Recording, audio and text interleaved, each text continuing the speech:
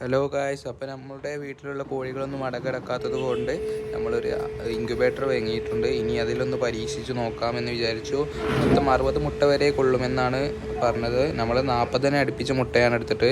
നമ്മുടെ മുട്ട ചിലതെല്ലാം കുറച്ച് പഴക്കമുള്ള കാരണം നമ്മൾ എന്തായാലും കാഷ്ടങ്ങളെല്ലാം തുടച്ചുകൊണ്ട് നല്ല വൃത്തിയായിട്ടാണ് നമ്മൾ ഇൻക്യുബേറ്ററിൽ വെക്കുന്നത്.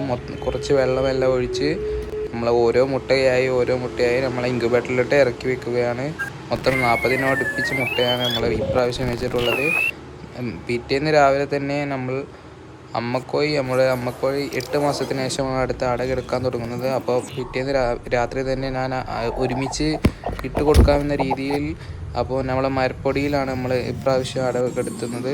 അപ്പോൾ നമ്മൾ 7 മുട്ട അതിന് അമ്മക്കോഴിക്ക് വെച്ചെടുത്തിട്ടുണ്ട്. എന്തുകൊണ്ടോ അറിയില്ല, 8 മാസത്തിന് ശേഷം അമ്മക്കോഴി കിടക്കുന്നത് കൊണ്ട് നമ്മൾ വെച്ചപ്പോൾ ഒന്നും കിടന്നില്ല. നീച്ച് വന്ന് ഭക്ഷണം എല്ലാം കഴിച്ച് കുറച്ച് കഴിഞ്ഞിട്ട് അവിടെ പോയി കിടന്നു. അപ്പോൾ 21 ദിവസത്തിന് പിന്നെ ഇതിൻ്റെ